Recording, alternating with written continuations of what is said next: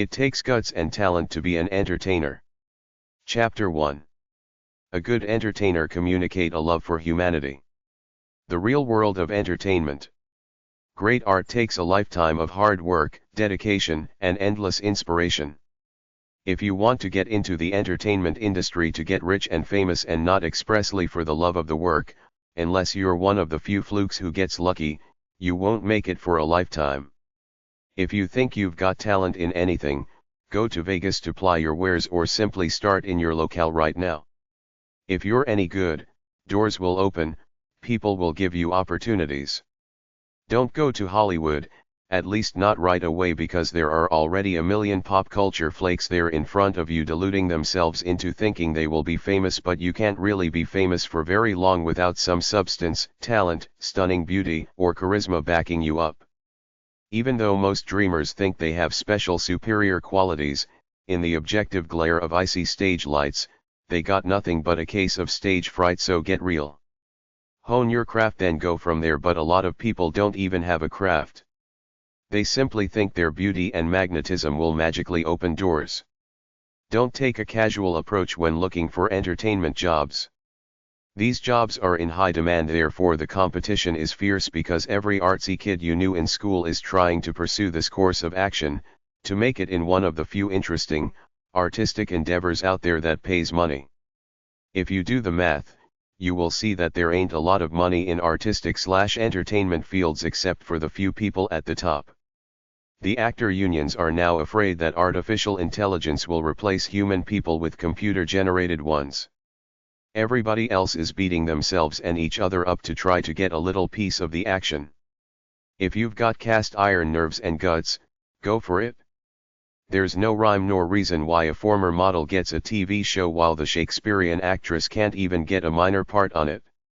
You got comedians that have been doing live shows for years, but they give a sitcom deal to some manufactured teen pop star who has a few songs on the radio. This is the mentality you're dealing with. Image over substance.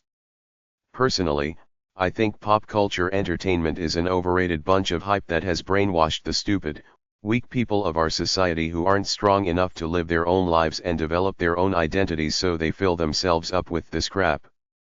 Pop culture celebrities think they're all that, but in the grand scheme of things, less than 10% of the stuff has any inspirational or entertainment value to me, but the plebes of our society continue to eat it up and put these people on pedestals. It takes guts to go on shows like American Idol or America's Got Talent. It's a level playing field. Some of that stuff is scripted. Many of those acts on those shows are professionals who have been doing this stuff for years, but they're not celebrities. It's not like there's some guy from a small town who suddenly shows great talent and makes it big. If you want to be part of the mainstream entertainment industry, be thoroughly professional, as if you were applying for a stockbroker's job. Your job is to make other people feel good and have a good time, so you have to look good and give off a young, inspired, fresh, courteous vibe. Get the stars out of your eyes and get real. Find your true identity and live by it. Don't just have a half-assed dream/delusion about being a movie star or rock star. Live in the real world. Don't do it unless it's truly a part of your identity. One of the biggest fallacies of the entertainment industry is that it's creative. It's really business. First off, everybody in the biz thinks they're creatively inspired geniuses. Some big shot in some entertainment company will produce his own idea. He doesn't care about your ideas.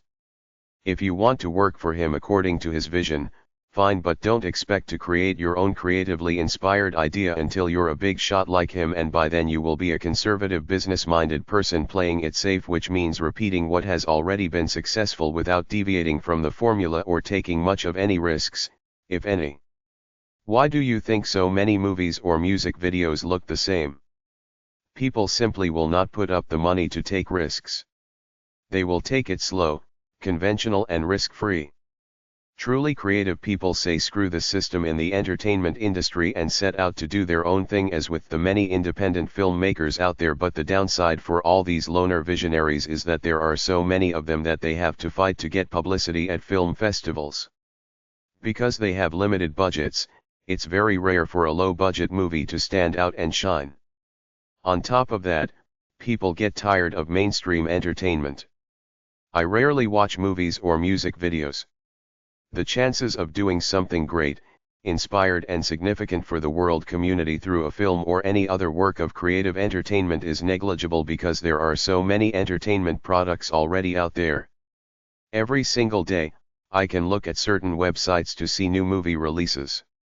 I rarely watch any of them. Like Solomon said in the book of Ecclesiastes, there is nothing new under the sun. The superhero movies are dying out. We're waiting for something new. The executives in the entertainment industry are pumping out a packaged product. Kiss your creativity goodbye the second you work for a mainstream production company unless you're a big shot because they got their own agendas, plus they don't care about creative expression as much as they care about the bottom line, spending the least amount of money as possible to make the greatest amount, so the bottom line is that it's business, often not fun. Most jobs in the entertainment industry are not the result of going to school, getting a degree or certification then pursuing the standard career path. Even the areas where you can get formal schooling are no guarantee of success.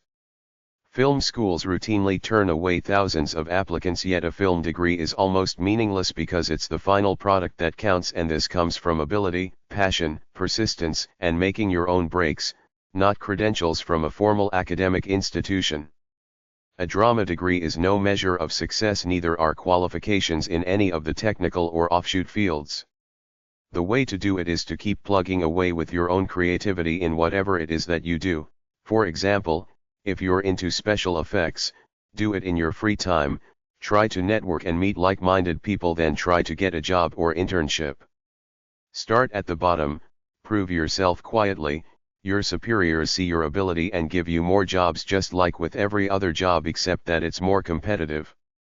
If you do mundane jobs well, people notice and give you bigger jobs.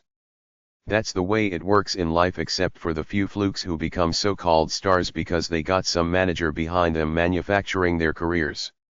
If you really want to make it in the arts, you have to be an artist willing to work at your craft hard because you really love to do it and want to be a master at it for its own sake, not necessarily for the glitter but to reach the limits of your human potential.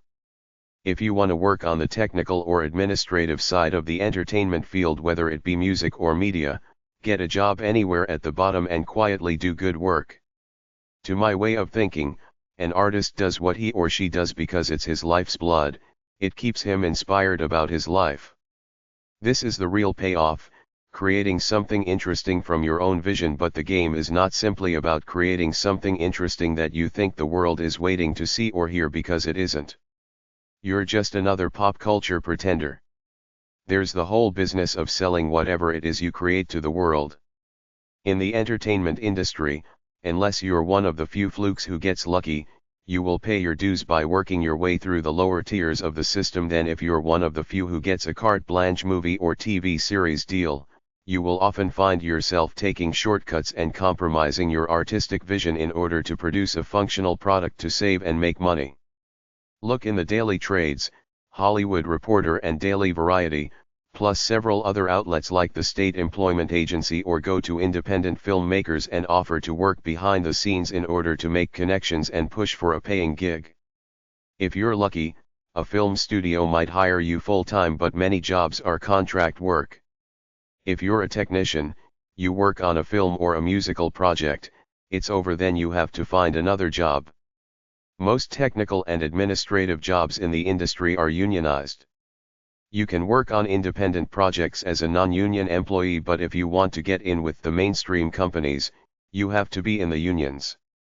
Either get whatever formal training there is, work non-union projects, then use all that as a resume to either work for a studio.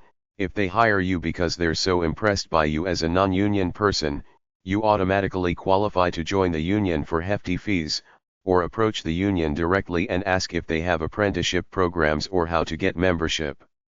The average person just sees the few polished acts on TV. He doesn't see the many thousands trying to be stars, living in little dives in Los Angeles and New York. The major cities for entertainment are Los Angeles, New York, Las Vegas, Branson, Atlantic City, Vancouver, Canada.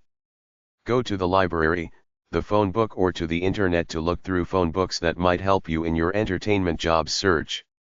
You will need specialized books or go to certain websites like the ones with agent listings, so either contact some of the bookstores I list up ahead and get their catalogs, or go to the bookstores either around Hollywood and Sunset Boulevard in LA or Times Square in New York that sell books specifically tailored to the entertainment industry, particularly books about agents, movie producers, and things like that.